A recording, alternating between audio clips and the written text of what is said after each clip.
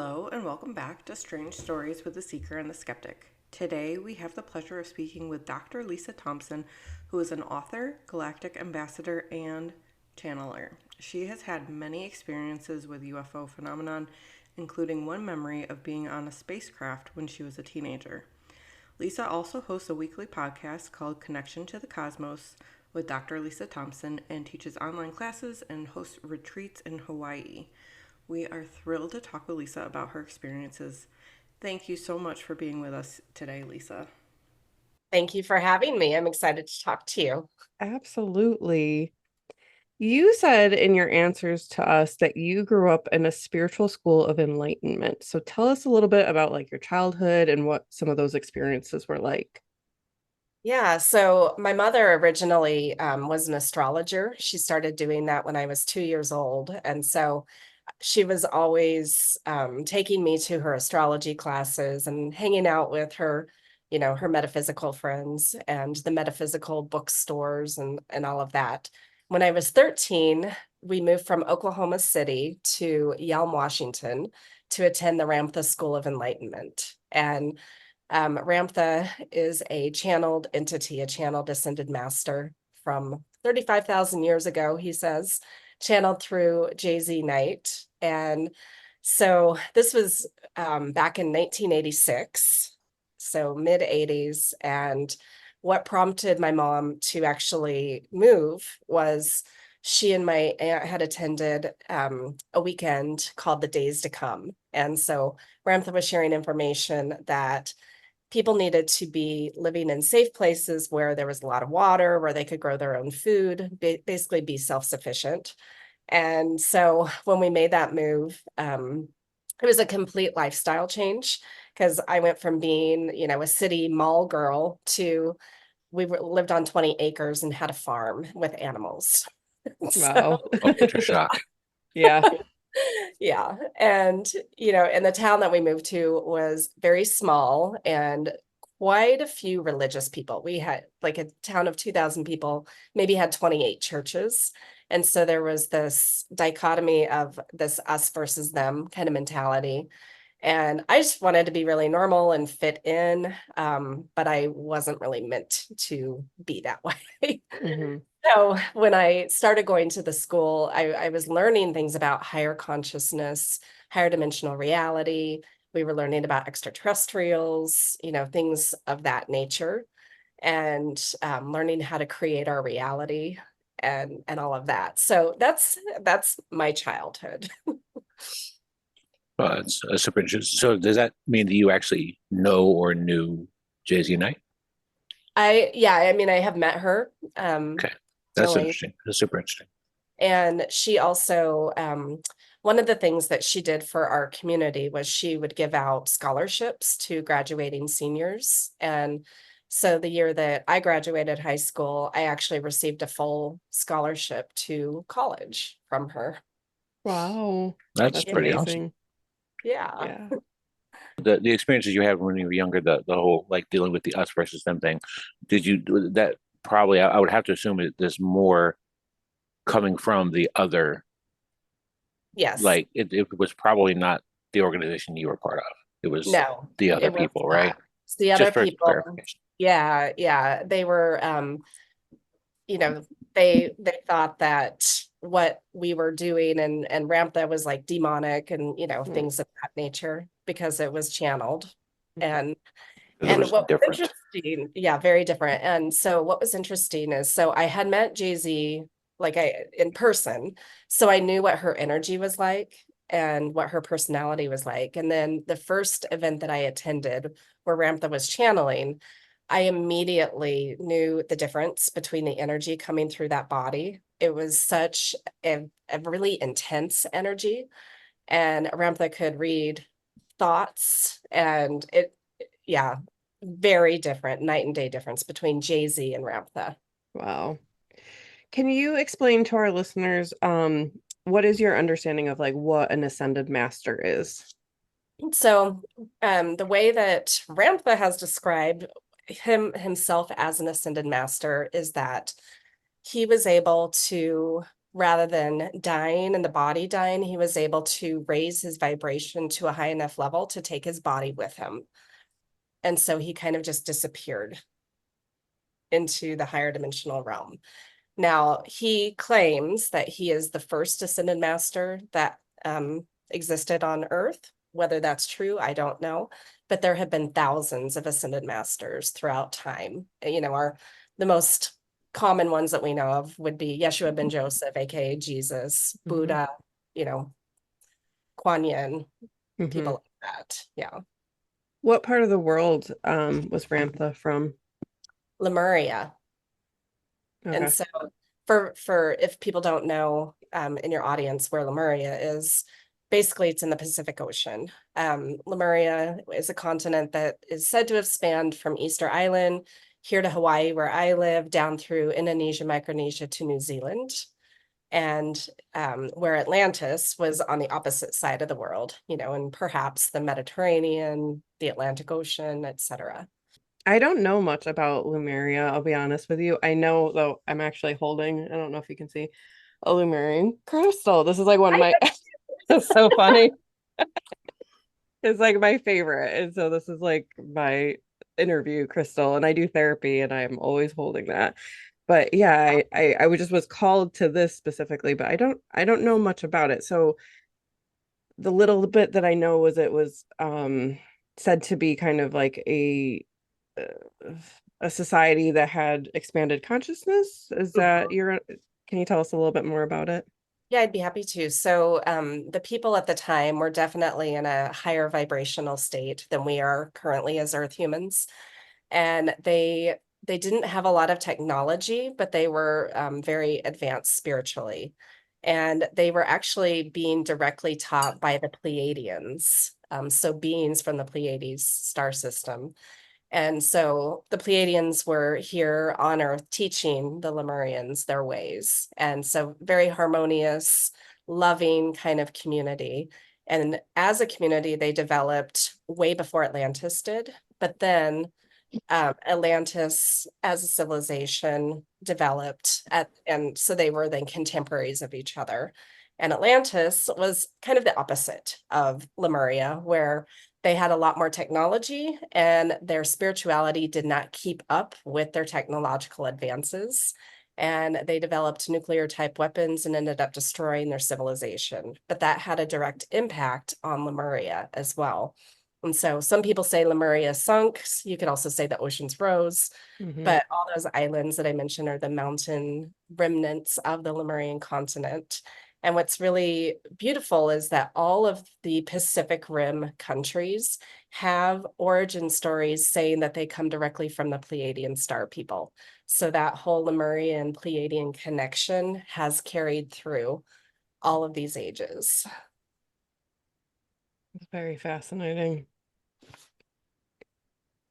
So you had told us in your answers that when you were 15, you consciously remember being on a spacecraft. So tell us about that experience and where that has taken you since. Yeah, I would love to share about that. So it was a nighttime experience, so I was asleep. So I don't remember how I got onto the craft, but I was living on that 20 acres that I told you about earlier. And so I wake up all of a sudden and I'm inside the spacecraft. And it was a smaller shuttlecraft. It was just me and my ET guide. And when I realized where I was, number one, I didn't have any fear.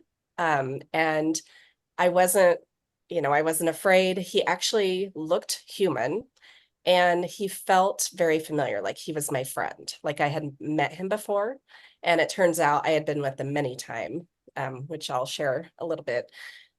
So we start flying through space, and from the perspective of being inside of the spacecraft, the walls looked like they were transparent, where you could just fully see out into space. So you could see the blackness, the pinpoints of the starlight, as we're passing through different gas layers, the beautiful colors of that. And we finally landed where we were going. And so when we landed, I asked him where we were. He said we were inside of Io, one of Jupiter's moons. And then he started touring me around what looked like a hospital facility.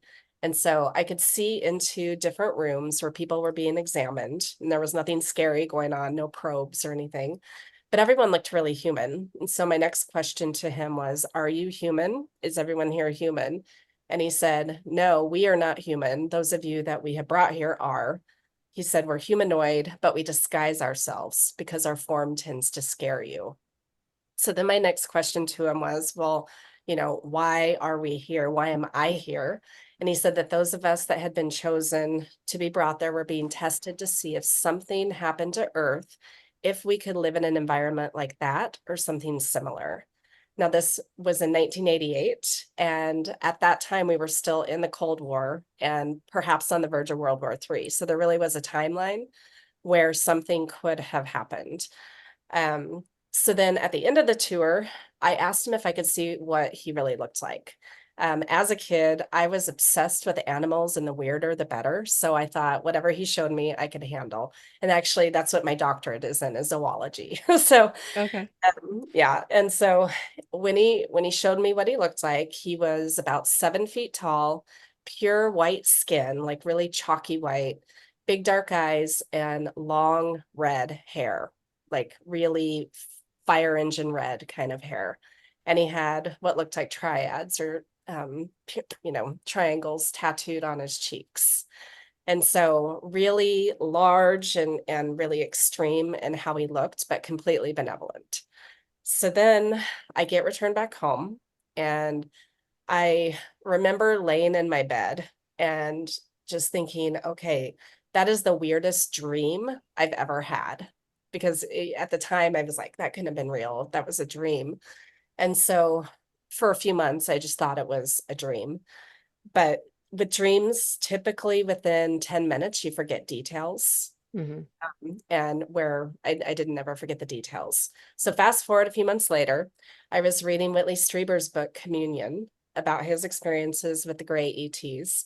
And at the end of the book, he's interviewing different people that had been taken, and they all have the same kind of gray ET experience that he had had, except for one guy had a completely different story, where he was telling Whitley that he had been taken to a moon of Jupiter and told he was one of the chosen ones. Whitley made a little side comment, kind of sarcastically, saying, "Well, I hope it isn't Io." And as soon as I read that, I had head to toe chills. Tears started coming down my face. And so that was my body's way of telling me, okay, that Hmm. was experience, not just a dream. Now, again, at the time, we're in the Ramtha School of Enlightenment. So I knew that my mother would believe me if I told her what had happened. So I did, and she got really excited. And a few days later, she actually introduced me to one of the other students at our school who had formerly been very high government, who knew about the different ET races that our government knows about and works with. So I shared with him my story. And when I got to the part of describing him, he was like, I don't know that race. He said, but we don't know all of them. There are so many out there. But he said, you had a real experience. So not only did I get my own validation, from my body, but also from someone who knew about these things that could validate it externally. And so that was huge for getting validation so quickly, after the experience, and not having to go through my life thinking I'm crazy. Hmm. It planted the seed for the work I do now as a Galactic Ambassador. And so I have tried to figure out who this group is.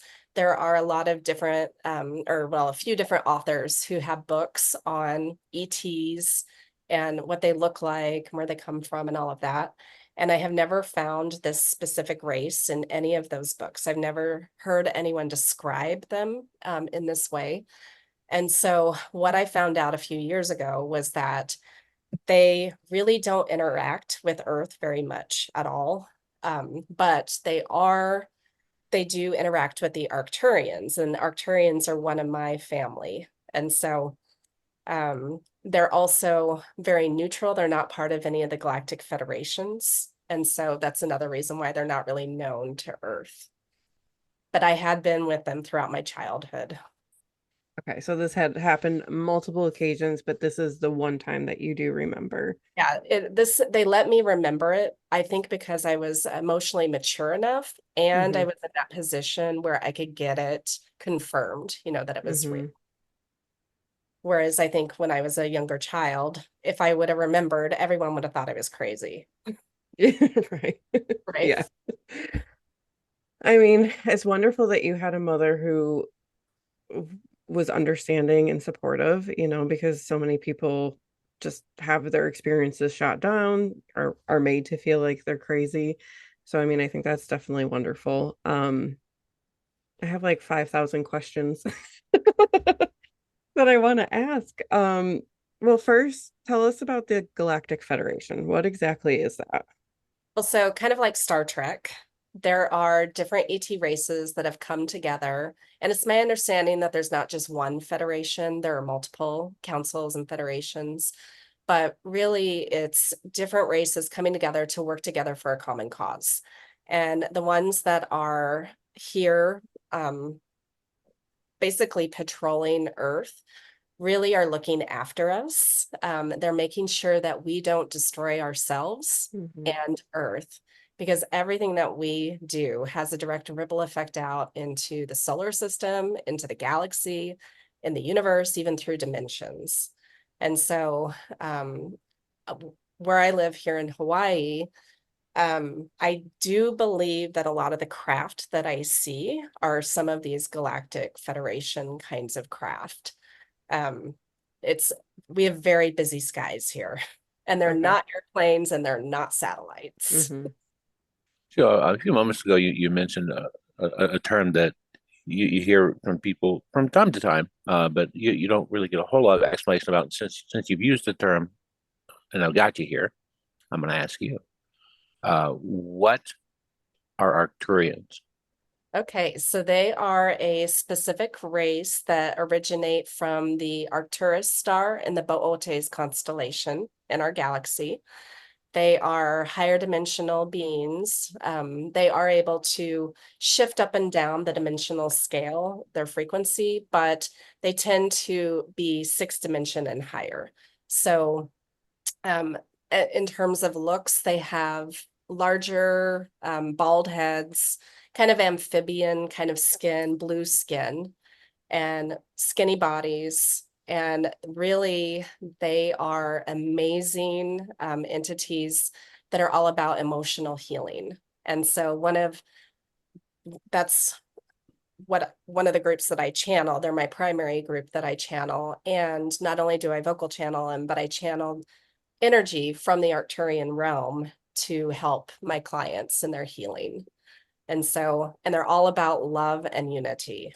So really just beautiful beings. And I first consciously met them in 2018. I was taking a psychic intuition class where on the first night of class, our teacher led us through a meditative journey to meet a spirit guide that would help us get extra information. Now, I'm a regression therapist myself, and I had already been trained in regression, and I had done a lot of spirit guide kind of journeys, met some humans and animals. But this time was completely different. I went to a different realm, and in front of me were a group of these beautiful blue beings. And their message to me was, "You are one of us, we are one of you, we are family." And then they gave me a gift of a quartz crystal, which is why I have the Lemurian quartz here. And then we were to ask if they had a name that they wanted to be called. And so even though there was a group of them, there was one that was more to the front, that was the spokesperson. And the name that was given was Uluru. And so that's what I realize now is I am Uluru. That is me as multidimensional Lisa in the Arcturian realm. So basically, it was like I was looking at myself and talking to myself. And so when I channel these different groups, I am actually channeling myself from those different races, if that makes sense. I think it might. Would you consider that to be your spiritual self, like your higher self, or is that, yeah, unpack that a little bit more for us. So we are all multi-dimensional beings, and all timelines are existing simultaneously at the quantum realm. And so there really is no past, there is no future. So again, all these timelines are existing. And so we have the ability to tap into these different lives and pull information from them, even down here to this earth life. And so we tend to do this more as an inward meditative journey. But so it is a spiritual kind of connection. And the more that one practices, the more that you can tap into different beings that you are actually being at the same time. Does that make sense? Mm-hmm. Okay. It does. That's very interesting. Do Arcturians travel to Earth? Do they typically come here, or is it more of traveling in the dimensional sense? It's more in the dimensional sense. Okay. They are not as physical. When Okay. you start getting into sixth dimension and higher, the physical body starts to kind of dissipate. Now, to each other, they have kind of a look, but they are becoming more energy. And so, just like if we're vibrating faster and faster, we almost disappear, right? Mm-hmm. And so that's what we can think of when we're talking about these higher dimensional beings. They do have a form, but we wouldn't necessarily be able to see them unless they densify into our physical reality. Now, some of the other races do reside in third, fourth, fifth dimension, where we can see them if they were Mm-hmm. to be here among us on Earth, or if we're out there. And so that's also part of what I understand about my group from IO, is that they are more of that fourth, fifth dimensional in terms of their physical reality, where the Arcturians were not. And so that's why they were basically contracted by the Arcturians to kind of oversee me as this Earth Lisa. Because I have work to do, apparently. And to share with the world, it sounds like. Yeah. Yeah.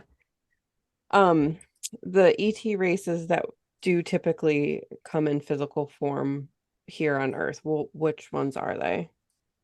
Well, the ones I think that people are most familiar with would be the Zetas, which are one specific group of gray ETs. So when we're talking about things like grays or reptilians or things like that, you can't lump them all into one category. They Mm-hmm. come from different star systems. And so specifically, the Zetas have a lot of interaction with Earth humans, because those of us, including me, some of us, we signed up at a soul level agreement to be part of their hybrid program, where eggs or sperm are taken from the humans, and the best parts of the DNA from the Zetas, best parts of the DNA from the humans are combined to create a spiritually advanced hybrid race.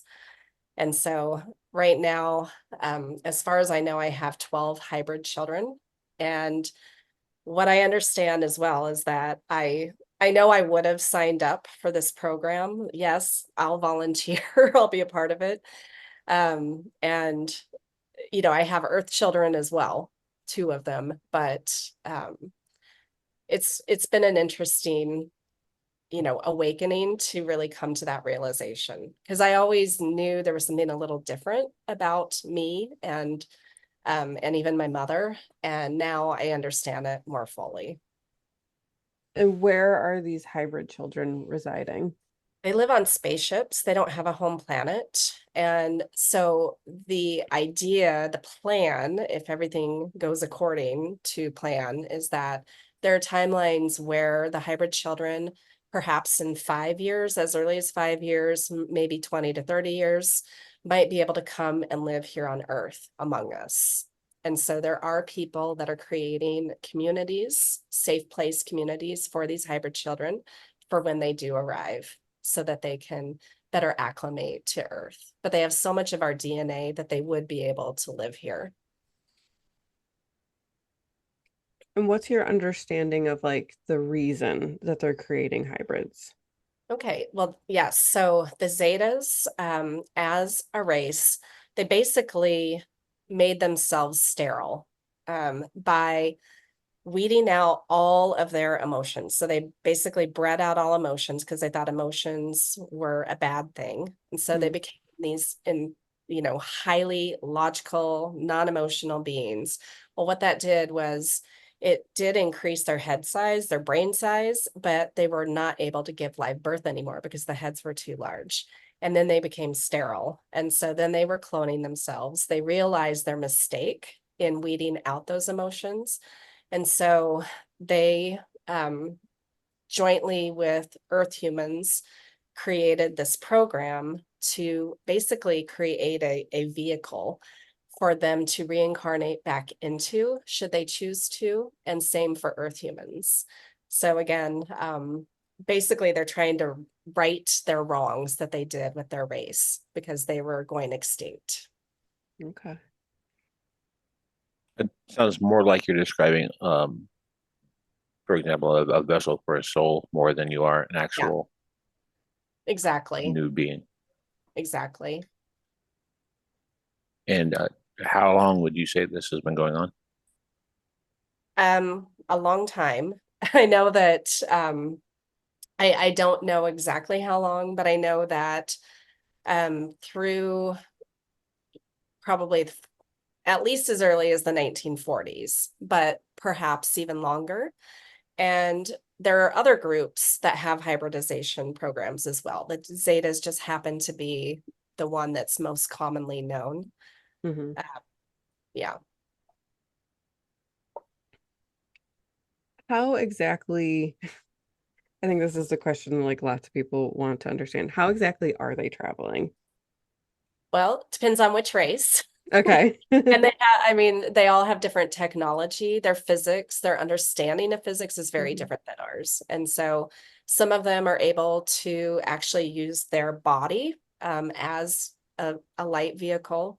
We actually, as humans, this is something we did learn at the Ramtha School, was how to start practicing having our bodies become a spacecraft so we can basically biolocate and things like that. And so really raising the vibration in a certain way with the thought of I'm in that space, then you can instantly be there. Now, I think others travel probably through wormholes, they can fold space-time, all the other kinds of things. But it's way more advanced than what we understand with our rockets. Yeah. Yeah. And, they understand 0 point energy, things like that, anti-gravity, like all the things that we actually do have that technology. It's hidden, they don't publicize that they've reverse engineered some of these craft and all of that, but they have. And we do have some of that known technology, but not all of it.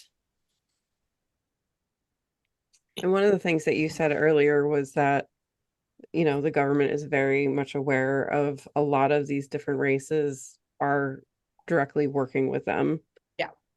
I mean, I can make guesses, but why do you think they're keeping it so hidden and so secretive? Well, number one, the technology piece. Okay. They always hide that from us, for a very long time. And it's not necessarily the government that we know about. It's the hidden military, the hidden government Okay. that are working on these projects.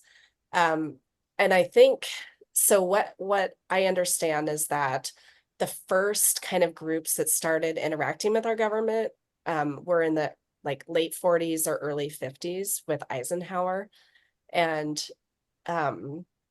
so there were different groups that were trying to negotiate deals. So the benevolent ETs were trying to get Eisenhower to stop creating nuclear weapons and perhaps other, world leaders as well. Because again, everything, like if we were to start a nuclear war, we're going to really destroy Earth and it directly impacts them. So obviously that didn't work. So then some of the ETs that maybe are more service to self in their agenda, they, from what I understand, were basically trading technology information for being able to do things here on Earth, maybe take resources or other things like that. Okay. What are some of those, what are the races that are more in service of self? So, okay, the way rather than talking specifically race, although I can mention maybe a couple, but the way I like to describe this is that beings that reside in a third, fourth dimensional reality, like we do here as Earth human, experience polarity. That's just one of the mechanisms. So the good, the bad, the positive, the negative, the black, the white. And so we have some Earth humans that are kind, compassionate, loving, service to others, individuals. And then we have other Earth humans that are the complete opposite of that. And so same with these ET races that are residing in that third, fourth dimensional reality, they're also polarized. And so you can't necessarily lump every individual into that category of like they're bad or negative. It's individuals. But some of the ones that get the bad rap are grays in a broad sense. But again, we have grays from all different star systems. I do know there are some people that believe the Zetas are bad because of the hybridization program, because they're not understanding that it's a soul level agreement between nothing can be done against our free will. And so the Draconians, which are a type of reptilian, that's another one that gets a bad rap as well. So yeah, when you hear of the lizard people or reptilians or Draconians, grays, those are the most common of the groups I think that people are afraid of. I mean, that makes a lot of sense, that, yeah, there's people who are more aligned with altruism and helping and being of service, and there's other people who are not. So it makes sense that that would be for other races as well. Yeah. And as we are vibrating at a higher level, so the more that we're in a state of joy, in play, in love, not judging other people, then we're in a higher frequency of vibration, and nothing that doesn't match that frequency can come into our space. So whether it's human or ET. So what I always, and my ETs always suggest to people is try to do your best to keep yourself in that higher vibrational state. But if you do find yourself in the lower vibrational state, then no, you have a choice. You can raise your vibration. And, but if you're in that lower state, then you might attract things that are equal to that lower vibrational state. But nothing is really separate from us. We are all connected. We are all one. And so when we realize that we do have free will, we are in total control, then even if something maybe more nefarious is messing with us, if we are conscious about it, we can say no, and then that will make it stop. So becoming conscious is really important. Yeah. I definitely agree with all of that. I'm an energy person and definitely agree with, you're only going to encounter what is in alignment with your vibration. Yes. And that, I mean, it seems like from a lot of what you've shared with us, like that is kind of the purpose of like what a lot of these beings are trying to share with us is like elevate your consciousness, live in this vibration of love. Would you agree with that? Yeah. Oh, absolutely. And they'll have a slightly different, way that they might talk about it. But, starting once we start hitting that fifth dimensional level, then the polarization goes away. Now we still might have, male, female kind of dichotomy, but there's no more judgment. People are allowed to do whatever they want because they're creating their own experiences. And so there's no more judgment of that. And so what we can do as Earth humans is really get over our judgment of other people. And that starts with getting over our judgment of ourselves, because where you're judging other people, you still have stuff to heal in yourself. And so the more that you can, forgive yourself, get rid of any shame, guilt, whatever, and just really know that you are creating your experiences, your reality, consciously or unconsciously, then you can make different choices. And so when you start raising that vibration, you're going to have a much more beautiful life. And you're going to be shifting to those timelines where that polarization doesn't exist anymore. And so your next door neighbor can have a totally different earth experience than what you can be having, even and all of the world events don't affect you when you're in that higher vibrational state. Do you just mentioned shifting timelines. Do you feel like that is something that we're doing a lot of, or yeah, talk I talk to do. us a little bit about that. Yeah. Well, again, all timelines are existing simultaneously. And, well, are you familiar with Bashar? No. Okay, so Bashar is a channeled hybrid, a coming through Daryl Anka. And so he is a first contact specialist who shares a lot of information for the last 40 years about the hybrid races, about what's going on here on Earth. And so what Bashar has shared about shifting timelines is that we do it billions of times within a moment. Mhm. Just every little choice that we are making is shifting to a different timeline. And so, whether you're conscious of it or not, yes, we're always shifting timelines, but the more conscious that we are, we can make really big leaps in a very condensed amount of time. It's definitely something I'm fascinated in learning more about. I read a book by John Gabriel recently. Do you know who Okay, that is? I No. don't. Um, he he actually like is famous for doing like a weight loss program that's based around like visualization, but he Mm, wrote this book about like how to change your universe, and it's all about how we can consciously shift timelines. And he was talking about certain experiences where like he knows like I died in this moment and then all of a sudden I'm in a different timeline, mhm. and so it is just a very fascinating concept where I think people talk about he talks about um like manifestation is in terms of shifting timelines instead of like bringing things into your existence like a magnet. It's more of like, no, you're actually in a different dimension.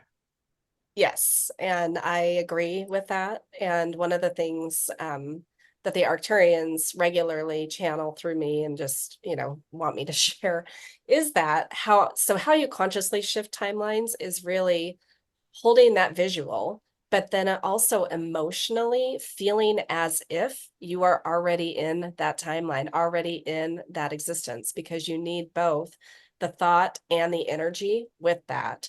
And you will jump to the timeline where that is already existing. So Hmm. just like, yeah, that's my understanding of how it operates. Yeah. And I think that's what most people who are talking about manifestation would say is that you do that. It's just looking at it almost just a little bit of a different lens of what the actual maybe mechanics of it is. Yes. Yeah. And so really in order to manifest something, you have to be in that vibration with it, just Hmm. like we were talking about. So Yeah. you have to be resonating at that same frequency where that exists. Yeah. So a lot of the things with this you've mentioned kind of here and there. A lot of the communication seems to be in the form of channeling one way or another. Are there specific things you do to get to a place to do that? What's your method look like? So well, we all channel all the time.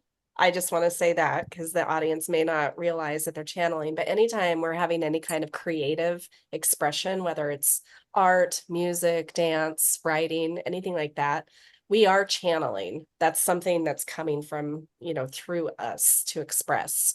So in terms of cha- my type of channeling, it started coming through writing first, and it was kind of an automatic writing. And so, Lisa's brain was not trying to figure out what words to say. I was just letting it flow through me. And they really wanted me to vocal channel. And so the first time that I did that was in a regressed state where, my basically I was in a subconscious kind of state in a higher vibration. And the Arcturians, they wanted to speak through me. So it just came out. Now, after that, I was like, okay, well, that was interesting, but I didn't know if I could just do it on my own. So I actually took a channeling class. And so I did learn how to, basically consciously vocal channel whenever I want to. And so what that looks like is, very first thing I have to do is raise my vibration to a much higher level, because um, the ETs that I channel are from higher dimensional realms. And if I'm not in that higher vibrational state, then they can't access me. I can't access them. And so I just have to get in a very neutral place, raise my vibration, and then I invite them to come in. And basically, the energy comes through the back of my neck and it comes down into my heart and then out through my mouth, because all the messages that I share are coming from that place of love, from that heart space. There's nothing fear-based that any of my ET groups ever want me to share. And they don't share it themselves. Mm-hmm. There are channelers that will share fear-based stuff because fear sells. And so people, they love drama, right? And so they eat it up. But that's only one reality. Yeah. Yeah, There's the polarity that you've been talking about. exactly. Yeah. So, my ATs, they always are like, turn the news off, don't let the outside environment affect what's going on with you. So I live here on the Big Island of Hawaii, and it's been way easier to bubble myself away from world events because of geographically where I live, Mm-hmm. but also by not paying attention to the news, to religious wars, to the politics, to any of that, because that is just meant to keep people in that lower vibrational state of fear. Yeah. I've definitely tuned out the news over the last few years. And I think my vibration and my mental health are much better for it. I do have those moments where I'm like, should I be paying attention more? Should I be, concerned about what's happening in Gaza and Ukraine and stuff like that? But I feel like the way that I can have an impact is not by necessarily paying attention, but trying to ripple out love and light. That, like, you know what I mean? Like, Yes. that is the way that I can have an impact. I can't go over there and do anything or change people's minds, but in the 3D sense, but in the more spiritual sense, I feel like that's how I can have an impact. I totally agree with you on that. And that's also one of the things that the different ETs share through me as well, is you got to start with yourself. Mm-hmm. So the more that you can be in a place of peace, coming from love, that's going to ripple out into your community. And then that will ripple out into the rest of the world. What are some of, I mean, you've shared some, and I would just love to hear some more. What are some of like the most important messages that you have channeled? So right now, the timeline one, the shifting of timelines, is a big one, because, Earth has so many different potential realities. And so there are people that are experiencing the wars and the poverty and, all of that fear. But there are also Earths that are experiencing beautiful harmony, community, and love, and everything in between. And so the more that, one can hold their vision of which Earth they want to be a part of, then that will become the reality. The other thing is that they really, really want people to get over their judgment, because everyone is creating their own experiences, and so even people who are judging someone who's a murderer, or someone who has done horrible things like maybe sexual abuse or whatever, everyone chose those experiences. Mm-hmm. We all choose our experiences to learn, to feed that information back to source, And we've done all of it. We've been all of it. And so the more that we realize that, then we get over the judgment, we get over the polarization, and then we are operating from unconditional love. Tell me what you mean by feed that information back to source, because that's not something I've heard put in that exact way before. So how I understand it is that we're all connected to each other. We are all directly connected to source. And so we're just simply separate extensions from source to have these experiences, to learn, to evolve, to grow. And so that information basically goes back into the one, the all. And so all of that information is always accessible. So we can access any of the information if we know how to. But we think we're so separate, but we are really not. Like we just forget that, we don't have a soul, we are a soul. And we're then also an oversoul, and then we're directly connected to source. I am you, you are me, we are one. What do you mean by oversoul? So the way that I understand it is that so each of us are a soul expression, right? We're a separate soul expression. However, we then have soul families, soul groups that are under the umbrella of what would be called the oversoul. So it's just kind of family groups grouped together and kind of a hierarchy, just like in science, where you have kingdom, phylum, family, genus, species, all that. So kind of like that, where you're kind of getting down to the nitty-gritty to the species, same kind of thing. It's just a terminology to try to categorize where that hierarchy is. Okay. And would you say that's something that is just accurate for humanity, or are all these other beings also subject to the same hierarchy? Yeah, because we're all and it's all a continuum, right?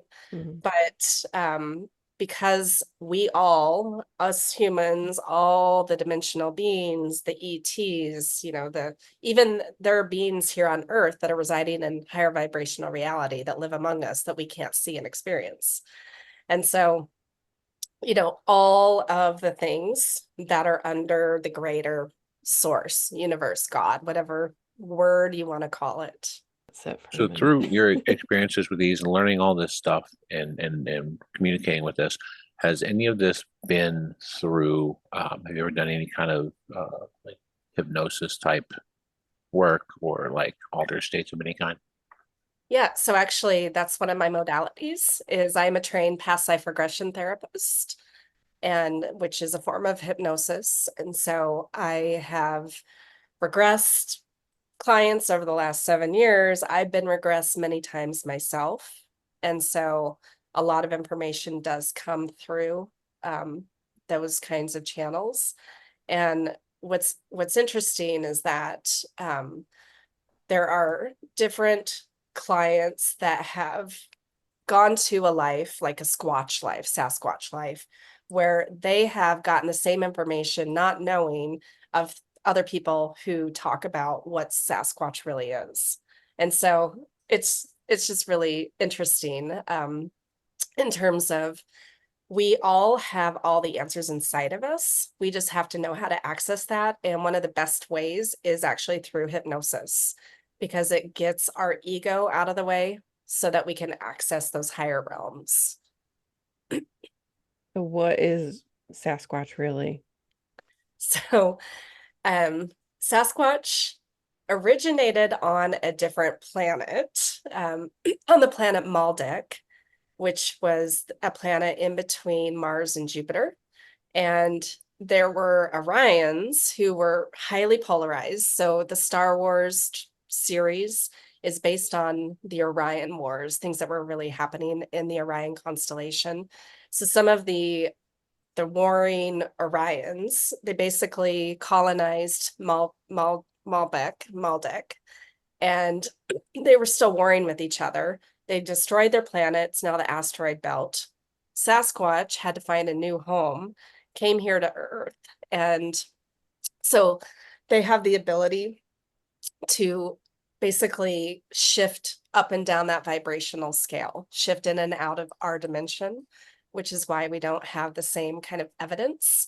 Now, there are a couple of people that I've heard recently, and I think both this can exist simultaneously, but some people suggest that Sasquatch and Yeti and all the ones that are in that group are actually just remnant hominids, like earlier hominids that were already residing here on Earth.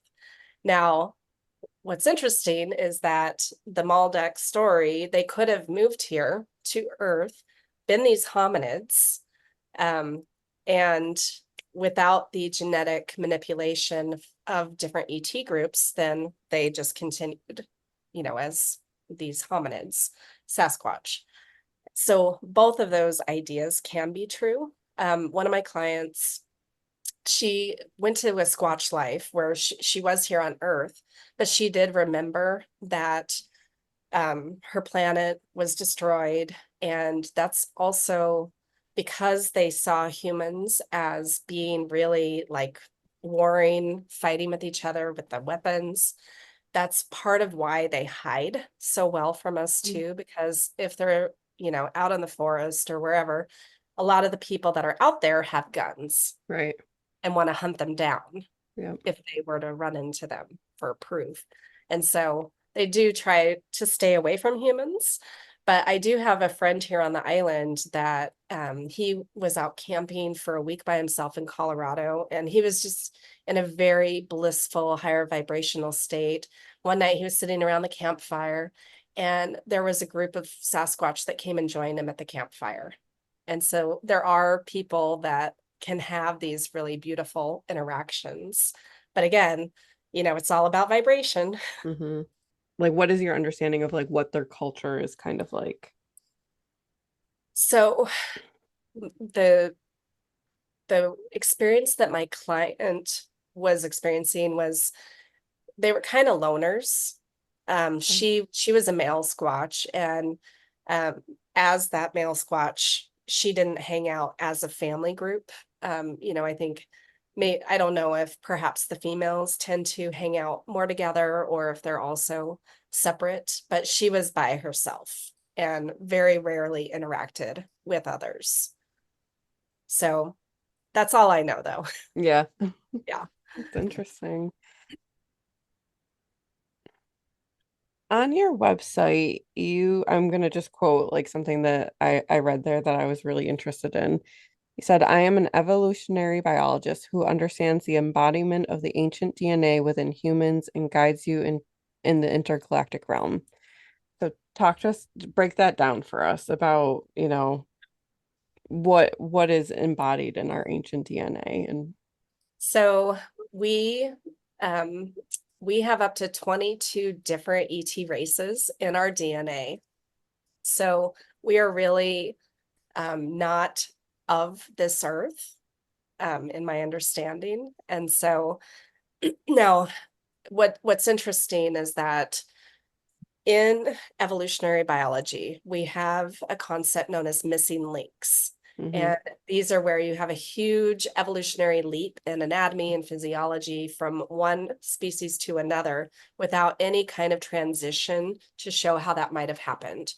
Now, this is true in our human evolution, and I believe that the missing links in human evolution are where these different ET races came in, manipulated the DNA, spliced in their DNA into us, and things like that. Now, when they sequenced the human genome years ago, they found places where the DNA looks like it had been genetically modified. It was kinked, it looked different than smooth, nice DNA that hadn't been tampered with. So it looked just like a genetically modified plant or animal that you would see.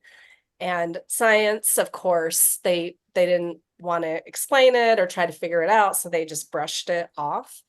The other thing is that, they say that most of our DNA is junk DNA. No, that is our latent ET DNA. We have all of these superpowers within us.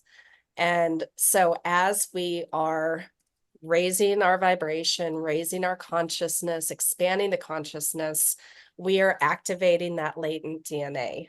And so we really do have these beautiful superhuman powers that we get from our ET relatives. What are some of those powers? So telepathy, things like biolocation, being able to know things, basically all the clairs Mm-hmm. get super enhanced. And so, we even have the ability to perhaps manifest things out of thin air Mm-hmm.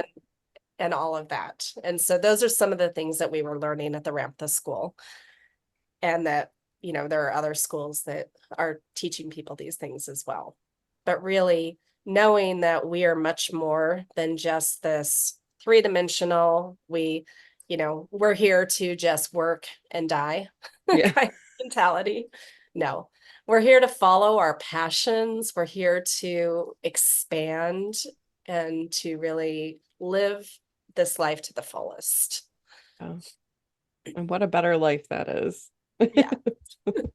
Have you been able to successfully biolocate? Not that I'm aware of. Okay. Yeah, it's definitely, it was something that we learned the concept Mm-hmm. of how to do it. But I don't know anyone personally that actually has been able to. Okay. There are people that I know that have been able to raise their vibration high enough where they go invisible. Wow. That's not common though, Yeah. but yeah. But we all have that ability, but a lot of this it's like a muscle. It's Yeah. practice. It's knowing, number one, how to do it, but then once you know how, then really practicing it. Mm-hmm. Untapped potential. Yeah, exactly. And most of us don't have enough time in the day to really create our lives, right? Because we have to live. And most people are in survival mode. So when you're in survival mode, you don't care about stuff like that. Yeah. Yeah, you have to pay the rent. Right. You sure do. So tell us, what are some ways that people can raise their vibration? You've talked a lot about that today. So really it's going within. So going into a meditative state, and you can visualize your cells increasing their vibration. You can, it's really important to be in a very neutral place in terms of your emotions. You want to make sure that you are not swinging back and forth. And so really, I mean, one can shift their vibration pretty quickly. Again, it can take practice, but if you decide, I'm going to be in this higher vibration, and you allow it to just happen, it can happen as easy as that. Now, there are other things, like there are certain maybe crystals or essential oils, smells that can help to raise that vibration as well. And so there are people who like using those additional tools. And me, I do actually use my Lemurian quartz regularly when I really want to shift into that higher vibration. The other thing that can help us get there is sound. Mm-hmm. and movement, walking, dancing. That will naturally raise your vibration as well. Singing, Yeah. all of those creative things pull us out of the lower vibration. They pull us into a higher vibration. I mean, a lot of it is the things that make you feel good, that aren't causing harm, because I know there's some things that make you feel good that might not be best for your body and whatnot. But yeah, it's like the things that just bring you into a place of, like you said earlier, kind of joy and Yes. playfulness and creativity. Yes, exactly. Tell us about some of the services that you offer. So my favorite new service that I offer is something called Galactic Ascension Channeling. And it's a healing modality where basically it's my own modality that I have created, pulling different techniques that I've learned over the years. So it includes regression, sound healing, light language, channeling. I'm channeling different energies from different ET groups, including the Arcturians, the Syrians, the Mantis beings. And what it does is when I'm working with a client is we are really looking for where they have blockages, maybe physical blockages, maybe emotional blockages, traumas, because the more that we're able to clear out that, then people can start living in that higher vibrational reality we've been talking about. And, so it also helps to rewire the brain to the new reality, which I love. So we're basically shifting timelines in these sessions as well. So that's the primary one that I do. I do still do kind of traditional, what's called past life regression, but I'm trying to change that terminology to parallel life regression Mm-hmm. because again, all timelines are existing simultaneously. I am trained in human design. I Oh, cool. still occasionally do chart readings. I used to teach classes in human design, but because I've developed my modality, I'm really focused on that more so than other people's modalities. And I do have a certification program coming up in September that I'm going to be offering in that as well. Awesome. Is that online? It's going to be online, yeah. And Wonderful. so my goal in that is that the more that people can learn how to clear out their own energy, then they can help other people do this Yep. as well. And so it's all benefiting humanity. Yeah. And you had mentioned that you also do retreats. What happens during your retreats? So I have a couple different kinds of retreats. I have private one-day retreats where we do these deep healing sessions, but then they get whatever kind of support they need from me, whether I channel for them, whether it's coaching, it's personal guidance, business guidance. And then we do some kind of excursion here on the island. I've got two options. One is my night sky watch UFO tour, or the other one is snorkeling with manta rays at night, which is truly an incredible experience. Then I have I've got a spiritual retreat. It's like a spiritual eco adventure for women. And then I have a galactic retreat, and that one's coming up in October. And so that's 5 intensive days of really enhancing the clair abilities, practicing things like telepathy and remote viewing, and really connecting with our higher dimensional ET guides and family, and doing night sky watches. And so the night sky watches are something that I also do offer as a service here on the island, where I train people how to identify all the known moving objects in the sky, because things like airplanes have very predictable behavior, satellites, very predictable behavior, shooting stars. So once you know what that looks like, what that behavior is, then using my Generation 3 military night vision goggles, it amplifies the light in the sky that you can see. And so you can see everything, every pinpoint of starlight, every satellite, every moving object. And then you can actually see all the spacecraft that we have. So we have Wow. a lot here. Would you say each time you go out, you see something, or Yes. really? Wow. Yes. Every time, and multiple Mm-hmm. types. Yes. That's amazing. So where can people find you? So I have two different websites. One, you can get there two different ways, mysticmanta.com or drlisajthompson.com. And then if anyone's interested in, if they come to Hawaii to the Big Island for the UFO tour, that's bigislandUFOtours.com. I'm also very active on Facebook. I have a couple of business pages, Dr. Lisa Thompson, and then Big Island UFO Tours, a few groups as well, and I'm on Instagram. Okay. And you also and I have a podcast. podcast. Yeah. Okay. I have a YouTube channel. And I'm on all the podcast outlets. So the podcast is Connection to the Cosmos with Dr. Lisa Thompson. Awesome. Awesome. We will definitely be checking that out. Oh, this has been a very wonderful, interesting conversation. Thank you so much for taking the time to talk to us. I really Yeah. appreciate it. Thank you. And thank you for asking really great questions. I appreciate it. Absolutely. And I'm going to hop timelines until I can get to Hawaii and be at one of your retreats. So we're going to work on that. Awesome. All right. Well, thank you so much, and you take care. Thank you. Aloha. Thank you so much for being here. If you have a strange story you want to share with us, email us at seekerandskeptic@gmail.com. We look forward to talking to you soon.